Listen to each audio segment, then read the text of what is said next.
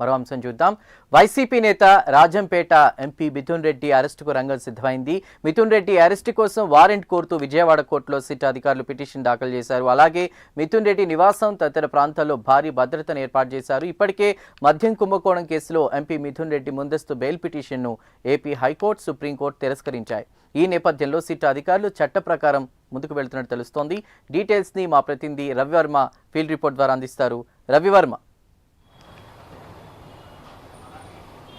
Yes Chandu, రాష్ట్ర వ్యాప్తంగా సంచలనం సృష్టించినటువంటి మద్యం కుంభకోణం ఇవాళ తిరుపతి కేంద్రంగా సాగినట్లుగా సిట్టు విచారణలో ఒక్కొక్కటిగా నిజాలు వెలుగు చూస్తున్నాయి. ముఖ్యంగా దాదాపు తిరుపతిలోని ప్రజాప్రతినిధులందరూ కూడా అప్పట్లో వైసీపీ ప్రభుత్వ హయాంలో ప్రజాప్రతినిధులుగా ఉన్నటువంటి ఎంపీలు, అలాగే మాజీ తొడా చైర్మన్లు వీళ్ళందరూ కూడా ఇవాళ మద్యం కుంభకోణం కేసులో ఉచ్చులో తగులుకుని ఇవాళ కోర్టుల చుట్టూ తిరుగుతున్నటువంటి ఘటన స్పష్టమవుతోంది.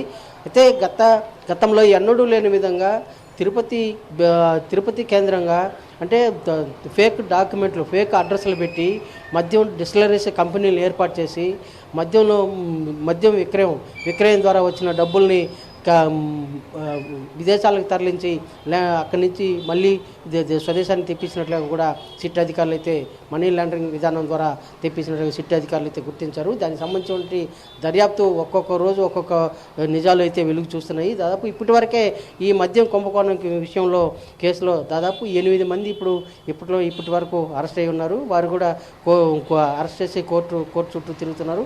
అయితే కొంతమంది దర్యాప్తు నుంచి తప్పించుకునేందుకు అన్ని విధాల ప్రయత్నాలు అయితే చేస్తున్నారు.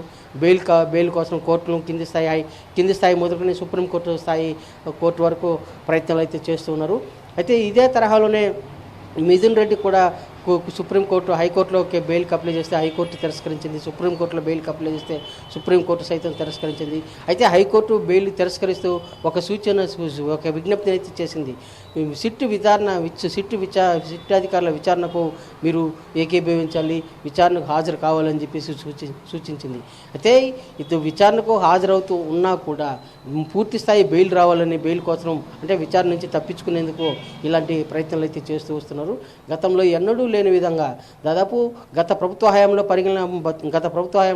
మనం పరిశీలించినట్లయితే మద్యం విక్రయాల్లో సైతం డిజిటల్ లావాదేవీలు దేశంలోని అన్ని ఎలాంటి లావాదేవీలు జరగాలన్నా కూడా డిజిటల్ పేమెంట్ లావాదేవీలు జరుగుతూ ఉన్న క్రమంలో ఒక్క మద్యం విక్రయాల్లో మాత్రం ఎలాంటి డిజిటల్ లావాదేవీలు తావు లేకుండా ఓన్లీ నగదు లావాదేవీలు మాత్రమే ప్రోత్సహిస్తూ వచ్చింది గత ప్రభుత్వం.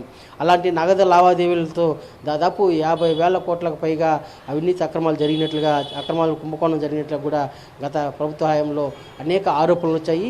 తదనుగుణంగానే అటు బీజేపీ నాయకులు, ఇటు టీడీపీ నాయకులు కొంతమంది కేంద్ర ప్రభుత్వానికి కూడా విజ్ఞప్తి చేశారు. గత వైసీపీ ప్రభుత్వ హయాంలో మద్యం కుంభకోణంలో భారీ అక్రమాలు జరిగాయి, అవినీతులు జరిగాయి, వీటి మీద నిగ్గు తేల్చాలని చెప్పేసి సాక్షాత్తు బీజేపీ మొన్నటి వరకు అధ్యక్షులుగా ఉన్నటువంటి పురంధరేశ్వరి కేంద్ర హోంమంత్రికి ఫిర్యాదు చేసింది. ఇలాంటి ఘటనల నేపథ్యంలోనే రాష్ట్ర ప్రభుత్వం సిట్ అధికారులను ఏర్పాటు చేసి గత 6 నెలలుగా విచారణ అయితే సాగుతూ వస్తుంది. 8 నెలలుగా విచారణ అయితే సాగుతూ వస్తుంది. ఈ విచారణలో భాగంగానే ఎంపీ మిథున్ రెడ్డిని విచారణ ఎదుర్కొంటున్నారు. అలాగే అప్పట్లో ప్రభుత్వంలో ఉన్నటువంటి మాజీ ఐఏఎస్ అధికారులు కూడా విచారణలు ఎదుర్కొంటున్నారు. అలాగే ధనంజయ రెడ్డి, అలాగే కృష్ణమోహన్ రెడ్డి ఇలాంటి వారందరూ కూడా దాదాపు 8 మందికి పైగా అధికారులు, ప్రజాప్రతినిధులు ఈ మద్యం కుంభకోణం కేసులో ఉచ్చులో తగులుకొని విచారణకు ఎదుర్కొంటున్నారు. అదే కాకుండా మొన్న చెవిరెడ్డి భాస్కర్ రెడ్డి, మాజీ తొడా చైర్మన్గా పనిచేసిన చెవిరెడ్డి భాస్కర్ రెడ్డి, అలాగే అతని దగ్గర కన్మేల్గా పనిచేసినటువంటి 2 ప్లస్ PA ముగ్గురు కలిపి ఇదే కేసులో అరెస్ట్ అయ్యారు. అదే కాకుండా ఇవాళ మిథున్ రెడ్డికి సంబంధించినటువంటి 2 గన్మెన్లు అప్పట్లో మద్యం కుంభకోణం విషయంలో అంటే మద్యం లావాదేవీల నిధులు గత 2024 ఎన్నికల్లో మిథున్ రెడ్డి దగ్గర గన్మెన్లుగా పనిచేసినటువంటి 2 ఆ మద్యం కుంభకోణానికి సంబంధించిన నగదు లావాదేవీలు ఎక్కడికి వెళ్ళాయి, ఎవరు తీసుకెళ్లారు, ఏంటి, ఎవరికి చేర్చారు అనే దాని మీద మిథున్ రెడ్డికి సంబంధించిన 2 గన్మ్యాన్ అప్పట్లో గన్మ్యాన్గా పనిచేసినటువంటి ప్రైవేట్ గన్మ్యాన్గా పనిచేసినటువంటి 2 కూడా ఇవాళ సిట్ అధికారులు అరెస్ట్ చేసి విచారిస్తున్నారు.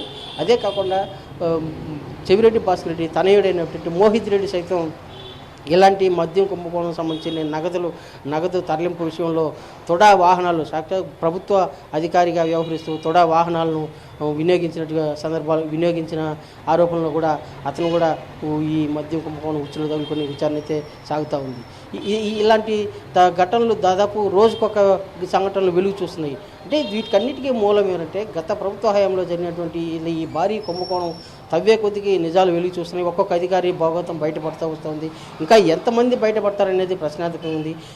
అంతిమంగా ఈ మద్యం కుంభకోణం విషయంలో మనీ ల్యాండరింగ్ పద్ధతి ద్వారా జరిగినటువంటి లావాదేవీలు అన్నీ కూడా అంతిమంగా ఎవరికి చేరాయి అన్నదే సిట్టు ఆ దిశగా అయితే విచారణ అయితే సాగిస్తూ ఉంది. ఈ విచారణ నేపథ్యంలోనే ఈ సిట్టు విచారణ నుంచి తప్పించుకునేందుకు ముందస్తు బెయిల్ కోసము మిథున్ రెడ్డి ఎంపీ పార్లమెంట్ సభ్యులు మిథున్ రెడ్డి సుప్రీంకోర్టును ఆశ్రయించారు. సుప్రీంకోర్టు మిథున్ రెడ్డి ఆ విజ్ఞప్తిని తోసిపుచ్చింది. అంటే విచారణ జరుగుతున్న సమయంలో సుప్రీంకోర్టు తాము జోక్యం చేసుకోవడం తగదని చెప్పేసి అతను విజ్ఞప్తిని పరిగణలోకి తీసుకోకుండా తోసిపుచ్చింది.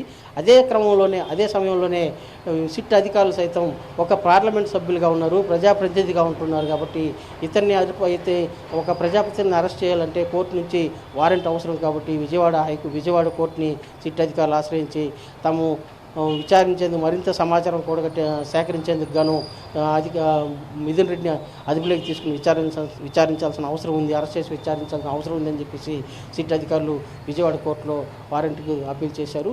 అది ఆ అప్పీల్ మరో 2 రోజుల్లో రేపు అప్పీల్ కోర్టు దాని మీద తీర్పిచ్చే అవకాశం ఉంది. అయితే ఇలాంటి పరిణామాల